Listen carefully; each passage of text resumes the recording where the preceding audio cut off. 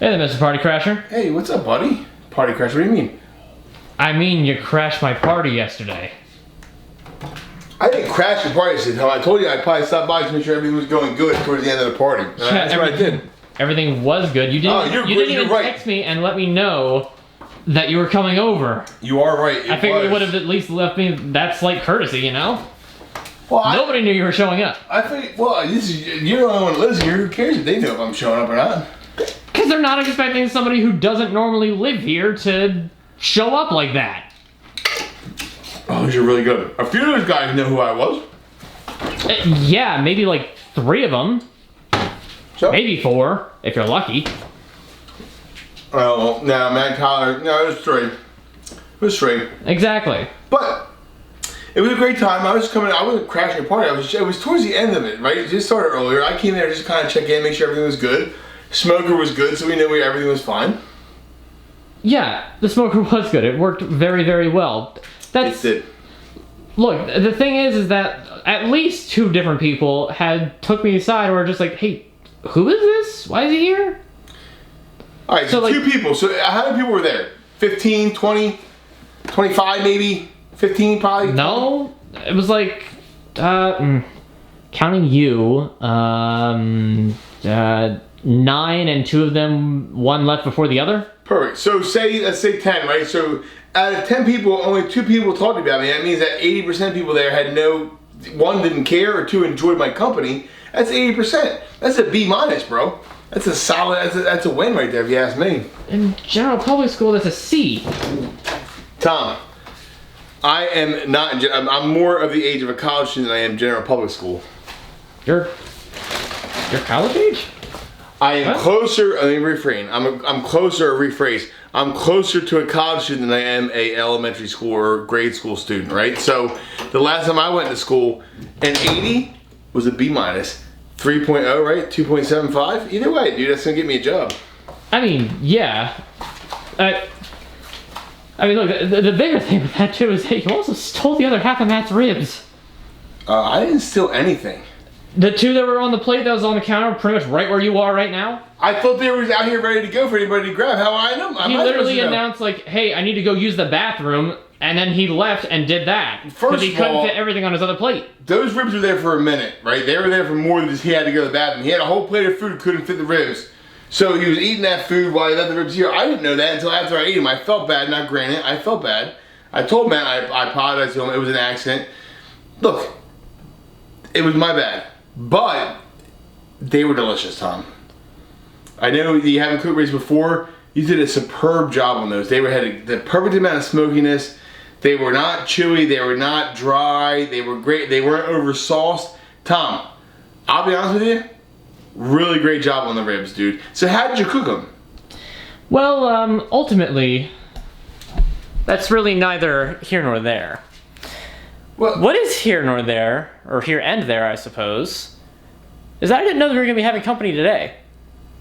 Yeah, that was odd, right? I had no idea that they were going to stop by. Oh, you didn't? You had no idea? No, why would I? It was just they just showed up spontaneously. No, they didn't just show up spontaneously, Tom. Your dad told him to stop by and come up and check on you because last time that you were here by yourself, you had a big party and you ruined the smoker and you ruined the and you had trash all over the place. I'm just saying what they told me. That's what they told me. They said, look, they said come out and check on us, make sure that things didn't get out of hand. You know, it wasn't like for me. Did I regress? Am I 12 again or something? No, that's the same thing Jeff said. Just isn't this guy 26? Like, 27. It's a shame your uncle doesn't know how old you are. But anyway, he said, well, I told him 27. I said, look, Jeff, he's 27. But Jeff said, isn't this guy 26? Can't he take care of his own? Like, what kind of party is he going to have when he's going to rent the house? I'm like, well, last time he did ruin the smoker, but it wasn't his fault. That was already rusty. Wait a minute. Why did he pick this time, though? That doesn't make sense. I don't know. Maybe he had a meeting. Maybe he had to work late. No, not them. I mean, I was here when they were in Chrisfield.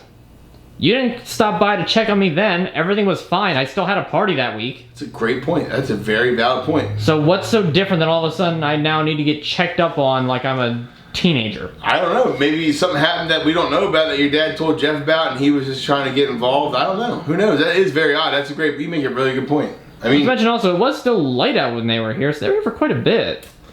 Yeah, well, then we started talking about old times because, like, Jeff did us a favor. My mom got sick when she was younger, and she, you know, he helped cut the grass and did a whole bunch of work around our house when we first started doing his landscape and stuff. So we kind of went down memory lane a little bit. You know, but that was just, you know, you know how to get. He's old school. He talks about old times. That's what happens when you're older. The older you get, the more you talk about when you're younger. I mean, okay, I kind of understand that. And we go back. There's a lot of cross history in our families. Right, it just, I don't know, it just doesn't add up that that's the only reason that he was here was because, like, this whole checking up on me nonsense, and he was here for that long, and you guys talked, and that's it. All you did was talk. No, the checking up part was like a not even a minute probably. It was probably a 10-second conversation. And I said, well, you know, Larry told me to come over here every day, so just to kind of check up on you, make sure everything is good. Like, he literally told me just to stop by, utilize the pool, while you're here, keep an eye on Tom, or not keep an eye on Tom, check in on Tom is what he said. So not keep an eye on, I apologize. He said, check in on Tom, make sure everything's good. Because, you know, you never know. You could need something, you could want to talk to somebody while I'm here. Because I have no contacts outside of any way to reach them. Why are you getting so defensive, Tom? Because this doesn't make any sense. I feel you're getting defensive for no reason. I think your dad is just making sure that you're happy, that you're good. And he knows that I could utilize the pool in the backyard. I have kids that need things to have going on. So maybe I bring the kids here one night. Maybe they have them go swimming. But also he knows I need time. Like, you know, we get time to film every week. And now I don't get it because he's gone on vacation. Maybe I want to come over here and hang out with you for a little bit. I mean, look, I can understand. Is it so bad to hang out with me? Is that the worst thing in the world to hang out with me? I feel that you the spontaneity of it is you just showing up without any word, just like, hey, I'm here now. It's like, oh, hi. Yeah. Okay, so if so what you're saying to me, and I'm just want to make sure I'm right here, is that if I text you, say, hey, Tom, you mind if I stop by on my way home from work? You're cool with that? At least it would give me a heads up. I would appreciate that. I would have texted you, but I figured, hey, you're having a party, you probably won't have your phone on you, and I drive past your house on the way home from work. That would be the exact reason to text me then. But you don't have your phone, though. I did have my phone. Party. I knew you had. Bruh, I'm still pretty young. I have my phone on me at all times. Really? Yes. You guys have your phone on you at all times, even during parties? Literally at all times. Really? Yes. That's surprising, because I don't have my phone on me at all times. Yeah, because, I mean, you don't even know this, but when they were in Chrisfield, do you know how many times Dad called me because I didn't respond to a text within, 20 minutes? All right, so Tom, maybe your dad wanted to not have that same concern in Disney World when you're paying all that money to do all these things you have to do all day, right? Maybe he didn't want to have that concern, so therefore he asked me to kind of stop by and just kind of hang out. But the thing is, I'm sorry. One is a friend. He knows he's kind of looking out for me, right? He's kind of giving me an escape that I kind of need. I do need that throughout the week. My life is very strenuous, very, let's do this, and this, right? And two, it's like two birds in one stone, right? Two, I'm coming in, I'm checking up on you. So, could we have had a better conversation to begin with? Yeah, my bad, dude. I will check in with you before I stop by. I'm not going to just come out of nowhere. I apologize for that. But I feel like he's killing two birds with one stone. I feel like he's having a great time now on vacation, other than the rain and his poncho. That picture was funny. It was. He sent it to you too? It was ridiculous, dude. I've never seen. Well, and I don't know what he texted me. He told me, he's like, I didn't know I'd be wrapped up like a condom all week. I think that's a very funny joke. It was a very funny picture.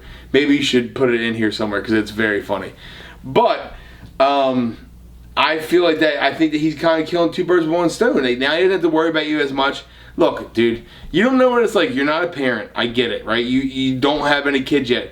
When you have a kid. Let me rebuttal real quick. Sure. I'm sorry. Go ahead. He has gone on several other vacations across the years in which he has checked up on me less, and there have been no problems whatsoever, aside from literally the 2 instances of the smoker breaking, which was going to happen anyway. Yep, not your fault. And the lime on the thermostat, which that was my fault. I take full credit for it.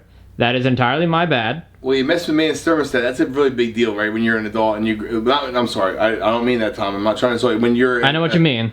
Yeah, when you're in as charge a homeowner of this kind of thing, who has to pay for electric and et cetera, I understand that much. I'm sorry. I didn't mean to come across that way. But no, I knew what you meant. But think about your dad though. He's gone through a lot of life changes here, dude. He's done a lot of things have changed for him that are not things. Maybe now he's been home all summer, right? He's a little different now. Now he's a little more connected. He is where it is, right? You know what I mean? Maybe But that's that what's still going just on. doesn't make much sense to me because of the whole, like, I've done this before. Why this sudden change? Why all of a sudden send you? Why send Uncle Jeff and Aunt Terry? And that's the big thing that just doesn't make much sense. And No, I agree. I mean, honestly, I can get to the bottom of it real easy with a text. I agree. That well, hold on.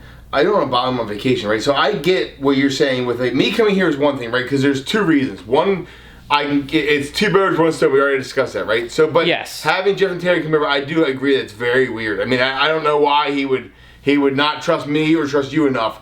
Like, he's not trusting he doesn't trust anybody, and it is very weird. I agree with you. But the important thing is, Tom, like, you know, you're not going to say anything about your dad about Jeff and Terry coming here, right? Like, I feel like you should just kind of leave that. Well, I don't have to, but I will. No. You don't. Why would you though? What's the point? There's really no, like, maybe they were supposed to come by here incognito and they didn't know. They saw my car in front and kind of pulled in. Like maybe your dad doesn't really want to know. Like that. Maybe he doesn't want you to know that he was so worried about you, right? So now you know. Well, let him have his. I want to know what the whole deal is. Because, it's not like I'm not doing the things I'm supposed to be doing. No, I think you're doing a great job, dude. Well, all right, so that brings up a good point, Tom. How about you don't say anything to your dad about Jeff and Terry coming here, and I can water the flowers for you. I can take care of the plants. I can take care of the grass. That sounds good, doesn't it, buddy? Yeah, sure.